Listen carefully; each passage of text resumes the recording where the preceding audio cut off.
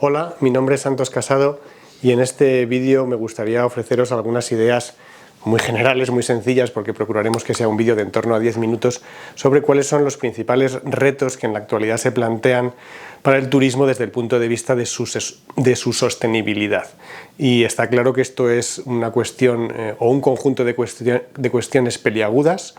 en el turismo como en cualquier otro sector de actividad, pero particularmente en el turismo por el crecimiento que ha tenido y sigue teniendo en las últimas décadas. El punto de vista que vamos a adoptar es el de las áreas protegidas, el de los espacios naturales, en la medida en que son también espacios para el turismo, pero el planteamiento o los contenidos de los comentarios que compartamos en los siguientes 5 o 10 minutos pretenden ser generales, grandes retos, ¿no? Grandes cuestiones que están ahí sobrevolando el sector turístico en general, aunque, como digo, viéndolo desde el punto de vista de las áreas protegidas. Y quizá si pensamos en esos términos generales, globales, societales, de los retos de sostenibilidad que se nos plantean en el siglo XXI, pues el cambio climático, el cambio global en general, pero el cambio climático de manera concreta y definida, pues sea el mayor de todos esos retos,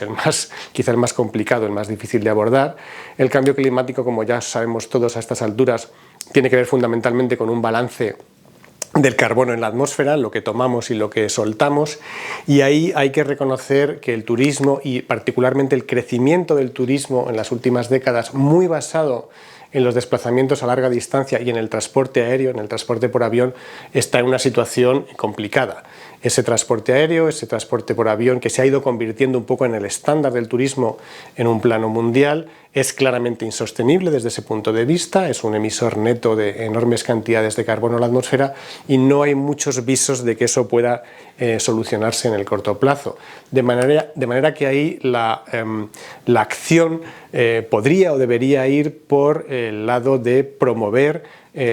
un turismo de recorrido más corto, más medio, que pueda ser abordado a través de medios de transporte más tradicionales, por carretera, por ferrocarril, por barco, y las áreas protegidas quizá tienen algo que decir en ese debate, en ese no me hace falta irme al Caribe o a Tailandia para disfrutar de unas buenas vacaciones, porque las áreas protegidas, gracias a su éxito, a su expansión por todo el mundo, están por todas partes, y podemos hacer un viaje en nuestra provincia, en nuestra región, en nuestro país o en el país vecino para visitar lugares muy atractivos ofrecidos por esos espacios naturales sin necesidad de embarcarnos necesariamente en esos desplazamientos de largo recorrido por avión muy lesivos desde el punto de vista del cambio climático. Por supuesto, también tenemos una segunda esfera de acción ya dentro de cada área protegida, que es promover una movilidad sostenible o lo más sostenible que podamos dentro de los desplazamientos locales en nuestro espacio protegido.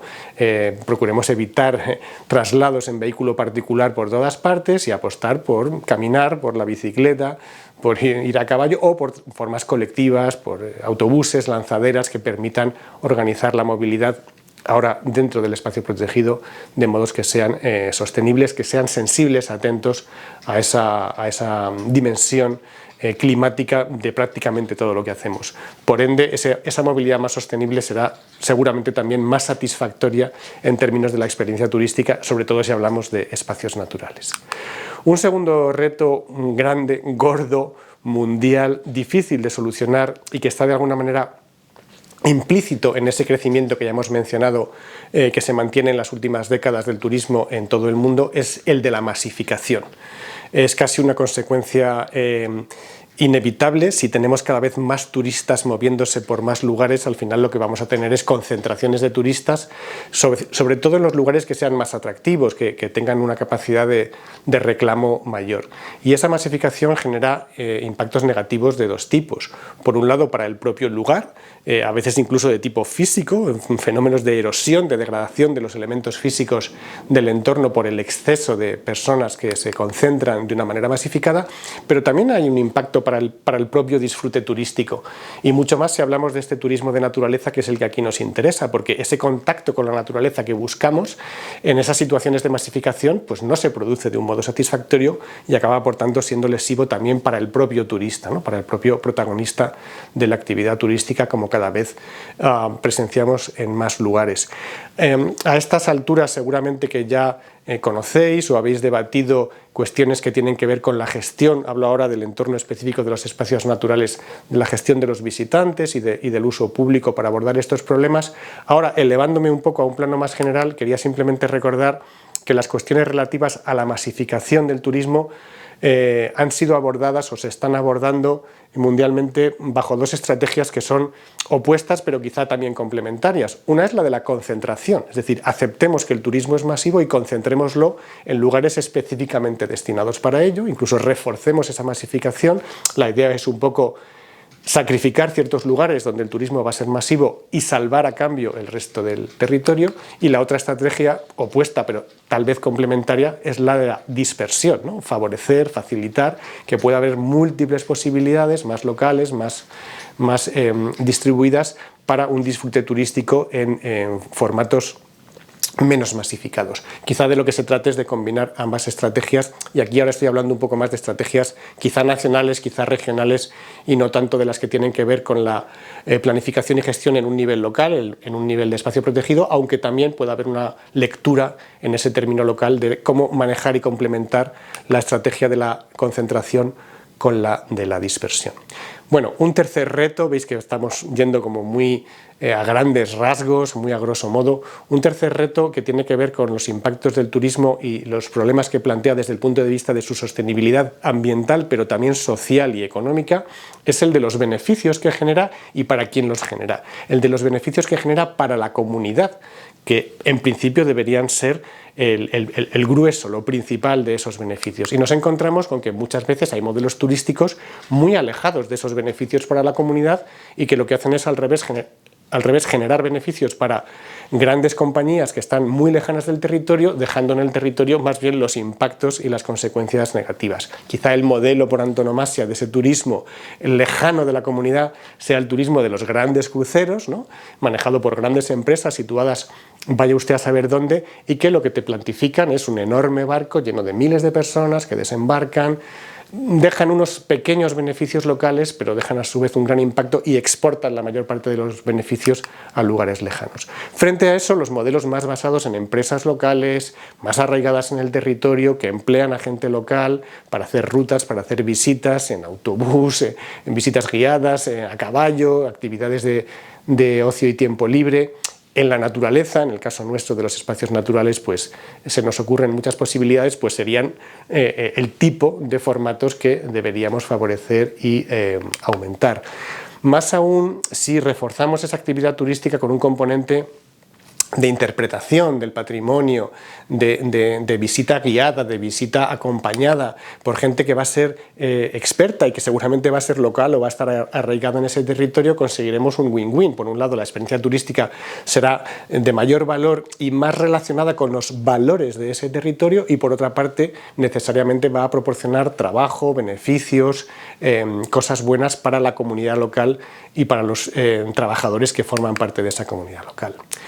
Un poco en esta misma línea, en esta misma dialéctica, ¿no? entre esa globalización que a veces es perversa y lo local en el buen sentido de la palabra, plantearíamos el cuarto y último de los retos que queremos exponer en este breve vídeo, que de nuevo es de tipo social e incluso cultural. Es decir, el turismo al final significa mover gente de sitio, mover gente de un lado para otro, y eso a menudo implica formas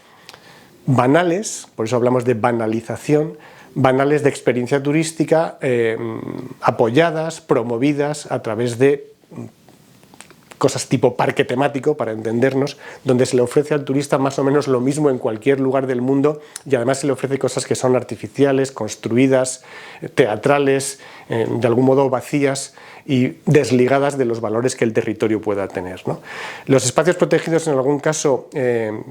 quizá están alejados de este modelo, vamos a decirlo en positivo, pero en algún caso pueden caer en esta tentación de banalizarse, de teatralizarse, de tematizarse en el sentido de parecerse a un parque temático, ¿no? Es algo que evidentemente deberíamos tratar de evitar y hacerlo porque además tiene repercusiones negativas para la propia comunidad, y ahora enlazamos con la idea de beneficios o perjuicios para la comunidad local. Este trasiego de personas y de modelos culturales puede implicar una aculturación de las de las sociedades y de las culturas locales. Es decir, la invasión de personas foráneas con determinadas demandas o determinadas expectativas puede acabar erosionando la propia identidad cultural de las sociedades que acogen este turismo, ¿no? Y a veces hay formas de, por así decir, de venta turística de tu propio patrimonio cultural que acaban destruyendo ese patrimonio, vaciándolo de significado, convirtiéndolo en una cosa vacía que se hace como para los turistas, olvidando lo que pueda tener de significado para la propia comunidad. Frente a eso, evidentemente, y en los espacios protegidos creo que estamos en un lugar privilegiado para poder abordar formas constructivas. De lo que se trata es de poner en valor aquello que el territorio ofrece, que el espacio ofrece, a través de la interpretación, a través de los servicios guiados, a través de la información, a través de la experiencia directa y poner también, por supuesto, en valor lo que las tradiciones culturales locales tienen de rico, de interesante, de valioso, preservándolas, conservándolas y no erosionándolas. Y pueden ser, desde luego, una fuente de interés y de disfrute turístico, siempre que se haga de ese modo respetuoso, empático y equilibrado que este tipo de actividades requiere o demanda. Con estas ideas muy generales, y perdonad que hayamos sido tan elementales, si queréis, en el tratamiento de todas ellas, lo que tiene que ver con el cambio climático y el carbono, especialmente en lo relativo al transporte, lo que tiene que ver con los crecientes problemas de masificación y concentración de personas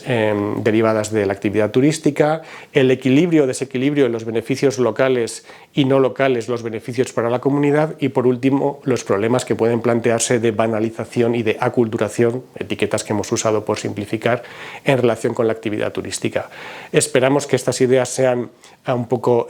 inspiradoras o iluminadoras para una reflexión más amplia sobre los problemas del turismo en relación con las áreas protegidas, y nos despedimos hasta una próxima ocasión. Muchas gracias.